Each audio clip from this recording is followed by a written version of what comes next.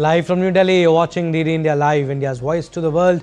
I'm Abhishek Mahajan. Coming up in the next 30 minutes. Prime Minister Modi holds talks with Mongolian President in New Delhi, calls ties spiritual and steadfast. India extends free e-visas to Mongolian citizens. Defence Minister Rajnath Singh reaffirms India's commitment towards international peace and security, addresses United Nations troop contributing countries' chiefs conclave in New Delhi.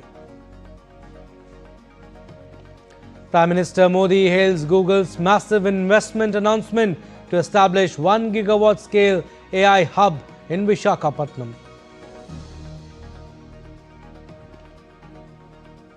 China begins charging port fees for US-linked vessels. US plans reciprocal charges.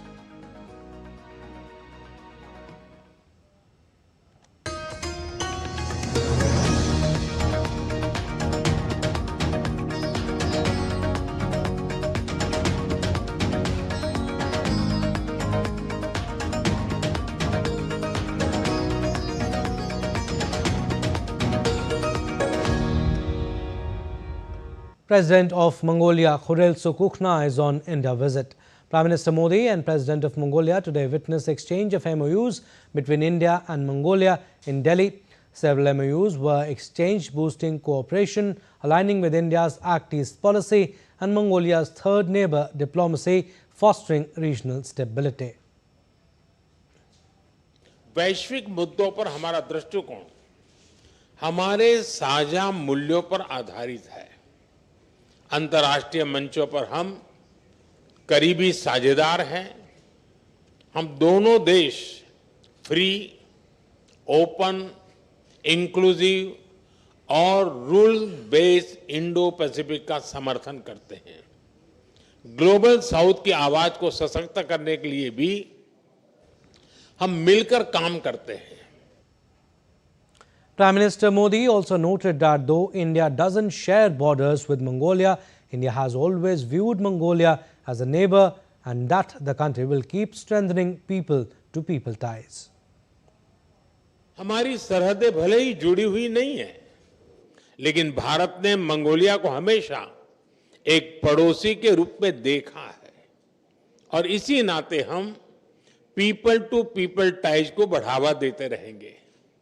हमने निर्णय लिया है कि Mongolia के नागरिकों को निःशुल्क ई-वीजा दिया जाएगा। साथ ही भारत हर साल मंगोलिया से युवा कल्चरल एम्बेसडर्स की भारत यात्रा भी स्पॉन्सर करेगा। PM Modi and President of Mongolia also released a commemorative stamp to mark 70 years of diplomatic relations between India and Mongolia.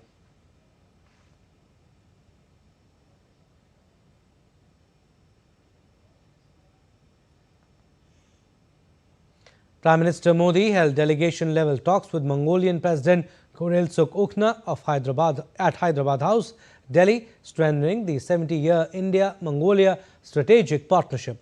Discussions focused on defense, trade, energy, mining, cybersecurity and cultural ties. Both leaders emphasized a free, rules-based Indo-Pacific and Global South advocacy. Both sides, India and Mongolia, reviewed the entire gamut of bilateral relations. The President of Mongolia, Khurel Sukhukhna, who is on a state visit to India, pays tribute to Mahatma Gandhi at Rajghat in New Delhi.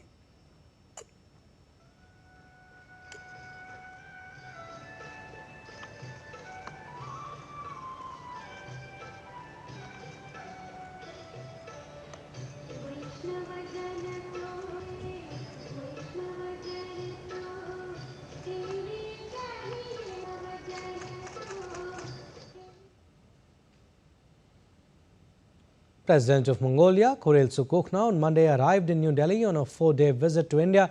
He was received by Union Minister of State for Civil Aviation, Muralidhar Mohol, at the airport. The visiting dignitary also inspected the Guard of Honor. The President of Mongolia is accompanied by a high-level delegation comprising cabinet ministers, members of parliament, senior officials, business leaders and cultural representatives. This is Mongolian President Khurelsukh Ukhna's first visit to India as president. India and Mongolia are strategic partners, spiritual neighbors and third neighbors. The state visit of Mongolian President will provide an opportunity for the leadership of both nations to review progress in bilateral relations, set the vision for strengthening the strategic partnership and exchange views on regional and global issues of mutual interest. Moving on, India on Monday slammed Pakistan for violating the agenda of UN's Children in Armed Conflict by carrying out attacks in Afghanistan and India targeting schools and students.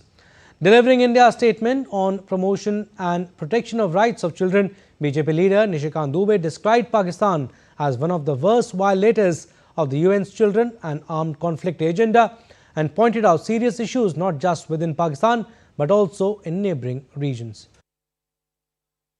My Chair, I thank the briefers for today's presentation and acknowledging India's positive achievement in their reports. Pakistan, on the other hand, is an example of stark contrast. It is a country that stands among the most serious violators of the CAC agenda. We categorically reject their attempt to divert global attention from the grave abuses committed against children within its own borders and corroborated in 2025 Secretary General's report on CAC, as well as its ongoing cross-border terrorism. Beyond its borders, the same report elaborates Pakistan's attacks on schools, particularly girls' schools, on healthcare workers and highlights incidents along with the Afghanistan border where Pakistani cross-border shelling and airstrikes were directly responsible for the killing and maiming of Afghan children. He thanked member nations for recognizing New Delhi's efforts to uphold child rights through initiatives such as Child Helpline and steps taken to counter child trafficking, and condemned Pakistan's attempt to shift attention away from these abuses. My Chair, the international community has not forgotten the brutal targeted attacks carried out by Pakistani-trained terrorists which claims the lives of 26 innocent civilians in Pahalgam, Jammu and Kashmir on 22nd April 2025. In a measured and non-escalatory response, India's exercised its legitimate right to defend its people against terrorism and bring its organizers, the perpetrators, to justice, and the conducted targeted strikes in May 2025 under Operation Sindoor against 9 terrorist hubs. In contrast, Pakistan deliberately targeted our borders, villages, resulting in civilian deaths, including children. Pakistan must look itself in the mirror, stop preaching sermons in this form, act to protect children within its own borders, and stop targeting women and children across its borders. Thank you. And Nishikant Dubey is leading India's parliamentary delegation at the UNGA. The delegation arrived in New York on Tuesday to participate in the General Assembly proceedings. Moving on, Defence Minister Rajnath Singh today reaffirmed India's commitment to a rule-based international order, highlighting the importance of regional security and cooperation. Addressing the Conference of Heads of United Nations troop contributing countries in New Delhi, he said that at a time when some nations are violating international rules openly, India is advocating for the reformation of outdated international structures. Friends, nowadays, some nations are openly violating the international rules. Some are trying to undermine it, while some want to create their own rules and dominate the next century. In all this, India, while advocating for the reformation of outdated international structures, stands strong in upholding the international rules-based order. On the occasion, Rajnath Singh asserted that India has stood firm with the United Nations in its mission to maintain international peace and security. He said that to strengthen peacekeeping missions, India is developing cost-effective indigenous technologies to enhance responsiveness and safety. Under Atmanirbhar Bharat, India has developed cost-effective indigenous technologies that strengthen peacekeeping missions in form of land mobility platforms, secure communications, surveillance systems, UAVs, and medical support solutions.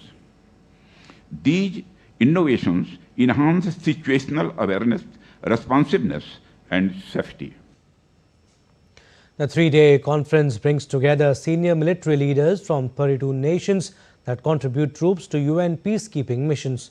As one of the largest contributors to UN missions, India aims to share best practices, build consensus, and promote inclusivity under the ethos of Vasudev Kutumbakam. The world is one family. The program features addresses along with plenary sessions, defense exhibitions, bilateral talks, and cultural exchanges.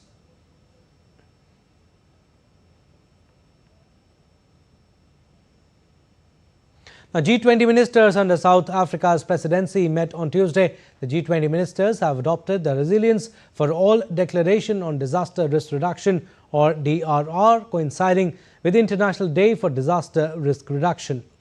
India's delegation, led by Dr. P.K. Mishra, Principal Secretary to PM Narendra Modi, strongly supported the move. Dr. Mishra called DRR a collective investment, highlighting India's leadership in multi-hazard early warning systems, anticipatory financing, and public-private partnerships. He emphasized India's coalition for disaster-resilient infrastructure, aiding 50 nations and its integrated DRR approach in national plans. Bilateral talks with South Africa's Velenkosini Labisa and Australia's Kirsty McBain reinforced cooperation. The Principal Secretary to PM Modi, P.K. Mishra, also praised South Africa's Africa-centric agenda and reaffirmed India's commitment to the declaration's goals through domestic and global action.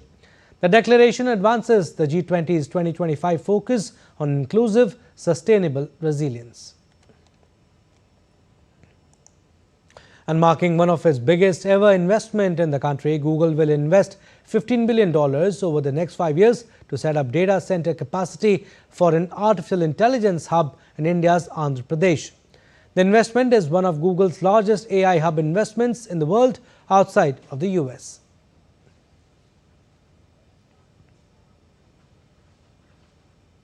We're very pleased to announce a new gigawatt scale AI hub in Visakhapatnam. It's the largest AI hub that we are going to be investing in anywhere in the world outside of the US. It represents a capital investment over the next 5 years of $15 billion. Union IT Minister Ashwini Vaishnav hailed the decision of Google for investing in India, said that digital infrastructure will go a long way in meeting the goals of India AI mission. This digital infrastructure will go a long way in meeting the goals of our India AI mission. First, skilling. We all know that AI is fundamentally changing the way the world moves today. Under such circumstances, there is a serious concern among a lot of IT professionals of what their jobs will be, where they would, how their lives will be impacted. So it's very important for all of us, especially the industry, to reskill and upskill our IT professionals in a major way. Earlier, Union Civil Aviation Minister Ram Mohan Naidu said that this investment is not just for Andhra Pradesh, but for the country.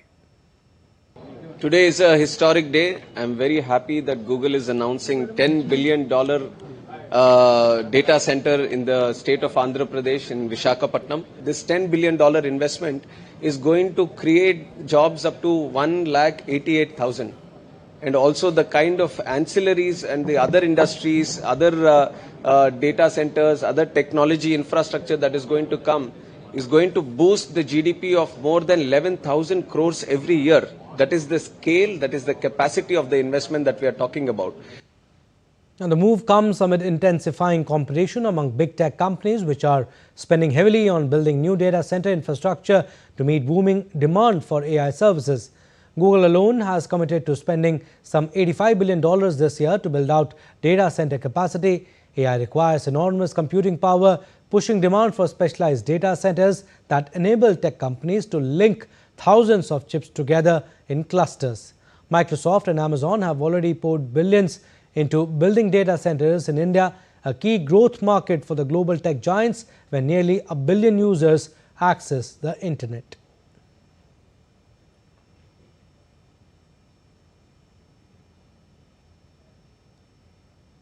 And Google boss Sundar Pichai announced that he spoke to Prime Minister Narendra Modi and shared the US tech giant's plans for its first ever AI hub in Andhra Pradesh's Visakhapatnam. Calling it a landmark development, the Indian origin CEO Pichai on X wrote, "Great to speak with India Prime Minister Narendra Modi to share our plans for the first ever Google AI hub in Visakhapatnam, a landmark development. This hub combines gigawatt-scale compute capacity, a new international subsea gateway and large-scale energy infrastructure. Through it, we will bring our industry-leading technology to enterprises and users in India, accelerating AI innovation and driving growth across the country." Unquote. And overwhelmed by the investment announcement by Google, in a post on X, Prime Minister Modi wrote, and I quote, "Delighted by the launch of the Google AI hub in the dynamic city of Visakhapatnam, Andhra Pradesh. This multifaceted investment that includes gigawatt-scale data center infrastructure aligns with our vision to build a Viksit Bharat. It will be a powerful force in democratizing technology. It will also ensure AI for all, delivering cutting-edge tools to our citizens, boosting our digital economy and securing India's place as a global technology leader." Unquote. Now, OpenAI CEO Sam Altman and G42 Group CEO Peng Xiao confronted mounting anxieties over artificial intelligence and job displacement at GI Tech's Global 2025. They called on societies to embrace adaptability and experimentation rather than succumb to fear. Both industry leaders agreed that while the path ahead remains uncertain, the partnership between human ingenuity and machine intelligence presents more opportunity than threat. Their exchange at GI Techs highlighted a shared conviction that the future of work will be shaped not by widespread job loss, but by redefinition through experimentation, adaptation, and human creativity. I think the common conception is that technology just drops onto society and society has to react. But the way this works in all of my experience is that it's a co-evolving system where technology goes a little bit further, society changes, technology changes, society changes more. And there's like a back and forth that wouldn't be represented by a single drop of technology or a single adaptation of society. But it is this sort of jointly evolving process. And I think that's way more stable and way better for everyone and does sort of represent how we try to run OpenAI. We as a society here in the UAE believe the best way to address this unknown is to try it, experiment with it. And we still absolutely put humans at the center of this AI revolution. This is why you didn't hear me saying that my office or my chairman's office has no humans anymore. Instead, we have great employees and partners working, but they are amplified today 10-to-1 through AI agents. This is a powerful productivity boost today for us. However, yes, indeed, I do believe one day as we get closer to superintelligence, there may be additional risks we need to address. All right, still to come on this edition of DD India Live. India welcomes landmark Gaza peace agreement, reaffirming commitment to dialogue and diplomacy. UK unemployment rate rises to 4.8% in the quarter to August versus 4.7% expected. And India's Paris Olympics medalists felicitated in New Delhi.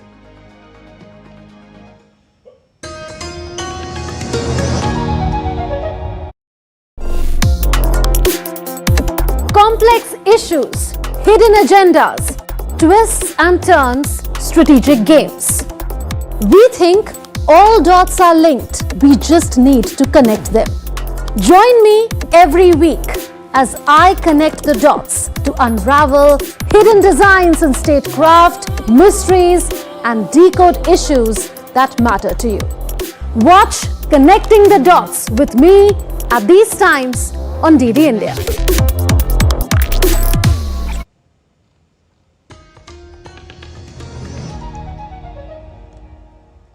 Welcome back. You're watching DD India Live. I'm Abhishek Mahajan. Some more stories. It was a momentous day with scenes of celebration as Israel's last surviving hostages returned home from Gaza after 2 years. Meanwhile, hundreds of Palestinian prisoners and detainees were released as part of the first phase of US President Donald Trump's peace plan.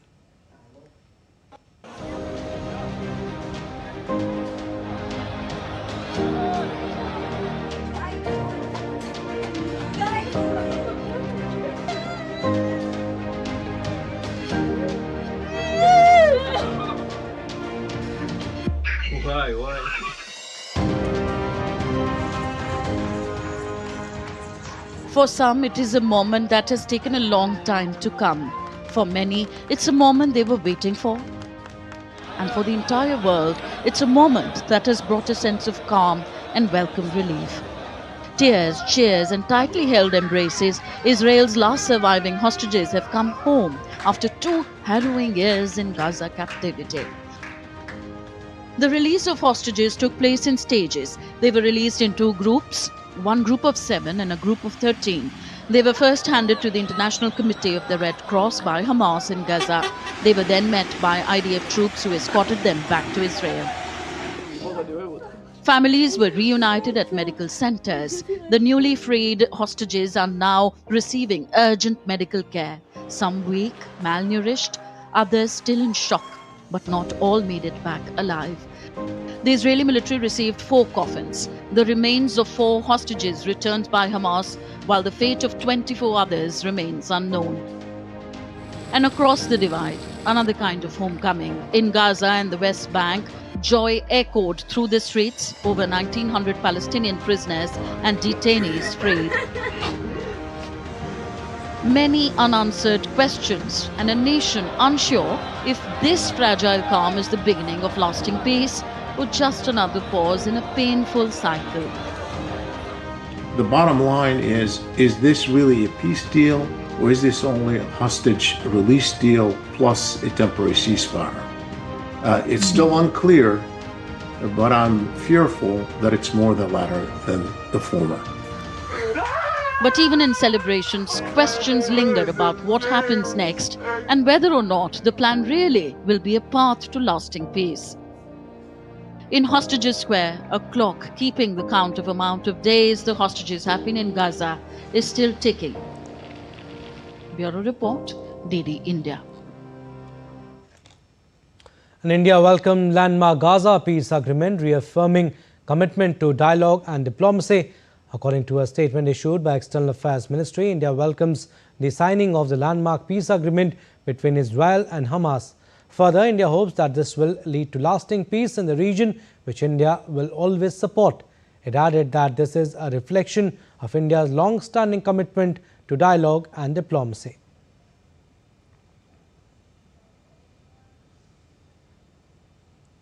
Aimed for long-standing support for a negotiated 2-state solution, India's Minister of State for External Affairs, Kirti Vardhan Singh, attended the Gaza Peace Summit at Sharm el-Sheikh, co-hosted by US President Trump and Egyptian President el-Sisi. Kirti Vardhan Singh attended the summit as special representative of Prime Minister Modi.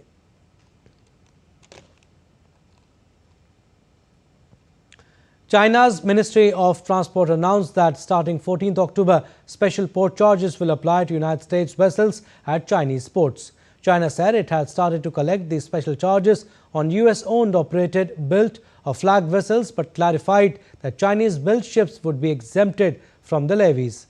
This measure responds to the US port service fees effective the same day, targeting Chinese-owned, operated, flagged or built ships following a Section 301 investigation by the United States Trade Representative into China's maritime, logistics and shipbuilding sectors. Early this year, President Donald Trump's administration announced plans to levy the fees on China-linked ships to loosen that country's grip on the global maritime industry and bolster US shipbuilding. In a reprisal against China curbing exports of critical minerals, Trump on Friday threatened to impose additional 100% tariffs on goods from China and put new export controls on any and all critical software by November 1st. The trade conflict between the United States and China is worsening once again. Things boiled up again over the past weekend, with China announcing export bans on rare earth elements and the US countering with higher tariffs. It all affects countries around the world.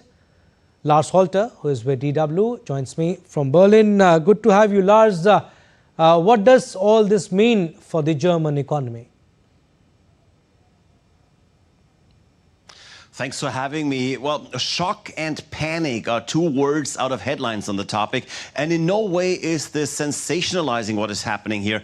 We've all known for a while how large parts of the economy, including production of high-tech goods, depend on some particular resources, including rare earth elements, and how we're very dependent on supplies from China. Now, if China would indeed ban exports of rare earth elements, in Germany alone, that would threaten 4 million jobs and 370 billion euros in value creation. It could cost Germany up to 9% of the country's GDP. That's according to an analysis by McKinsey. And it takes into account the fact that the rare earth elements are absolutely crucial for the auto industry, the air and space sector, energy, as well as high-tech, of course. All right, we'll leave it at that. Thank you for your inputs, Lars. Moving on, member states of the WHO Southeast Asia region today adopted the Colombo Declaration on Healthy Aging through strengthened primary health care aimed at improving the health and well-being of the region's aging population, expected to double by 2050. India's Minister of State for Health, Anupriya Patel, participated in the ministerial roundtable at the ongoing 78th WHO Regional Committee session in Colombo alongside WHO Director General Dr. Tedros Adhanom and health ministers from the region. The declaration calls for embedding healthy aging in national policies and primary health care systems, ensuring age-responsive services from prevention to long-term and palliative care. The commitment reflects the importance of keeping older adults healthy and active, enabling them to continue contributing to families, communities and economies while ensuring dignity, purpose and inclusion.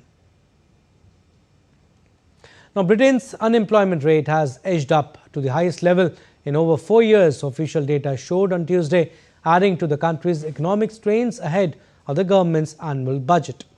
The rate reached 4.8% in the 3 months to the end of August, the highest level since the first half of 2021.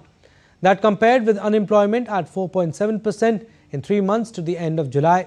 The data comes as Britain endures stagnant growth and stubbornly high inflation around 6 weeks before the Labour government sets out its latest tax and spending plans. An Indian Olympic Association held a special felicitation ceremony in Delhi to honour the nation's Paris 2024 medalist. Union Sports Minister Mansukh Mandavia and IOA President PT Usha graced the event, which celebrated India's pride and sporting excellence. Cash awards were presented to the medalists and their coaches for their outstanding performances. India's Olympic spirit shone bright once again as the Indian Olympic Association felicitated the country's medal winners from the Paris 2024 Games in New Delhi on Monday. The event celebrated not just medals, but the determination, discipline and dreams that defined India's finest athletes on the world stage. The ceremony was graced by Union Minister of Youth Affairs and Sports Mansukh Mandavia and IOA President PT Usha, who congratulated the athletes for their inspiring performances. आज हमने Olympics में हमारे medallist को हमने सम्मानित करा और जो अच्छा करते हैं उसको सम्मानित करने से उसका हौसला बढ़ता है, उसका उत्साहवर्धन होता है। जिसका सम्मान करते हैं उसका हौसला तो बढ़ता है, लेकिन ये सम्मान कई लोग देखते हैं। जब वो देखेंगे तो उसको भी ये सम्मान का अधिकारी बनने के लिए प्रेरणा मिलती है। The Paris 2024 Olympic Games marked a significant chapter in India's sporting journey. Our athletes competed with exceptional determination, discipline, and sportsmanship, upholding the highest ideals of the Olympic movement.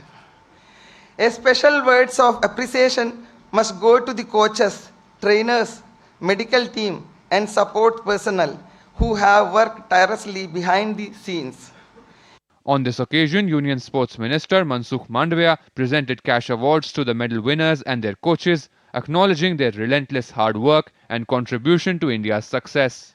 At the ceremony, the IOA presented cash awards to all medalists and their coaches in recognition of their contribution to India's success. Neeraj Chopra received Rs 75 lakh, Manu Bhakar Rs 50 lakh and Rs 37.5 lakh, Sarabjot Singh Rs 37.5 lakh, Swapnil Kusale Rs 50 lakh, Aman Sherawat Rs 50 lakh and the Indian men's hockey team Rs 10 lakh in the main squad and Rs 5 lakh for the reserve players. Adding a creative touch to the celebration, sand artist Nitish Bharti captivated the audience with a stunning sand art performance depicting India's journey at the Paris Olympics. The event was a fitting tribute to India's champion athletes who continue to inspire a billion dreams. Narayan Singh's report for DD India. And that's all we have in this edition of DD India Live. But do let us know your thoughts on the news of the day. For those on the go, you can get all the latest news and updates from India and across the world on DD India mobile app. The app is available on both Android and iOS platforms. Scan the QR code on the screen to download now. And we'll be back with more news as it breaks here on DD India. I'm Abhishek Mahajan from all of us here in Delhi. Thanks for watching DD India Live.